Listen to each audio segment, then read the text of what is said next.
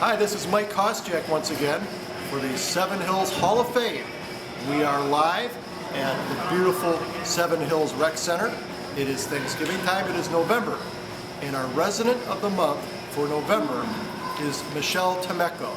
Now Michele could not join us tonight, but I have her bio in hand, and there's just some amazing things in this bio, which makes her worthy of the Seven Hills Resident of the Month. So let me go through it a little bit. Michele is a very unique individual. She was born into a large family, one of 7 children. She has a twin. They were numbers 5 and 6 in the order. And she was raised in Cleveland Heights. She always had a passion for art, and she started drawing at the ripe old age of 5. She had every opportunity in the world to advance in art. That was her passion. As she went into high school, she took classes on Saturdays at the Institute of Art, and she became the art chairperson for the Heights Singers. She learned a lot about set design. She loved the larger-than-life designs that she was able to make come to life for those productions. And when she graduated, she went on to college to earn a degree, and she wanted just something to do with art and design. She put herself through 2 years of school, working at a production department for the Sun newspapers. And then, as she puts it, life took over. And she ended up working in a bridal shop designing custom headpieces. So a little change of direction. So fast forward, married 23 years to her soulmate, living here in beautiful Seven Hills. Both her and her husband, identical twins, both coming from families of 7. Big coincidences, both artists. They themselves now have 8 children. 7 of them are living. They had twins that were born prematurely. Sadly, one passed away. But the surviving twin has had a lot of health issues and developmental issues, which has consumed a lot of her time and energy for the last 12 years. It caused her to get really heavily involved in a lot of humanitarian work. The early arrivals pushed her to start a blog. The Tomecko Echo is what it's called, and it keeps family and friends updated on her son's health struggles, and it kind of snowballed into a family blog. And really, raising 7 children, she had plenty to write about. Then she started a cupcake business, and it was more of a donation type thing at first, and it just kind of took off. Started out with families, and she baked hundreds of cupcakes then for churches, fish fries, and bake sales during Lent. And from there, she baked for police and firefighters, and did fundraisers and birthdays and showers and weddings, and then got into Metro Health and NICU reunions and local happenings like, of course, the Taste of Seven Hills and the Say No to Drugs picnic. So it really blossomed into a great business. She also makes I Beat the Odds t-shirts for babies that are graduating out of the Metro Health NICU, and for kids who have beat the odds and had birthdays years to come well beyond what was expected. All things donated by herself and her husband.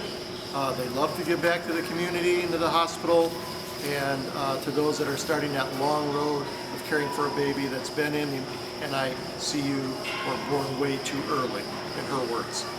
Like many, she's found what she's wanted. She thought she was going to do something in life, and it kind of took a totally different path, but you never know. Bottom line is she's been a tremendous humanitarian, has helped a tremendous amount of people in our community here in Seven Hills and beyond. And she's an advocate for her son. She's an advocate for all special needs children. She's very active in the March of Dimes, and she's volunteered to help start a parent group at the Hospice of the Western Reserve for parents who have babies or children who are in the hospice care there.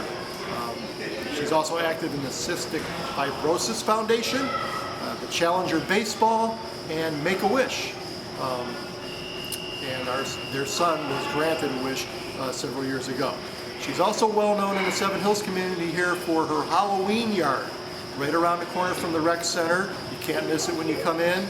She loves creating the scenes and planning it out and making things from paper and foam board.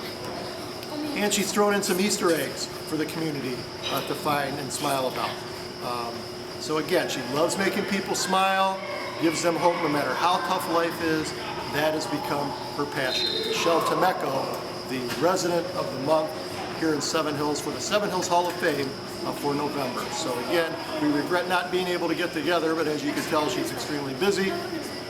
But we will again honor her in the upcoming council meeting in Seven Hills. Just a couple things about the Hall of Fame. 2020 is fast approaching. Very exciting year for the Hall of Fame. In January, we will have our nomination forms ready to go. They'll be online. You can also receive them up here at the Rec Center. This year, again, in November, we will be honoring arts and humanities, people that excel in those fields here, again, either from the city of Seven Hills, born and raised here, or have lived here for 5 or more years. The other thing we're excited about is the George Chandic Scholarship. Again, in January, we will have applications for that.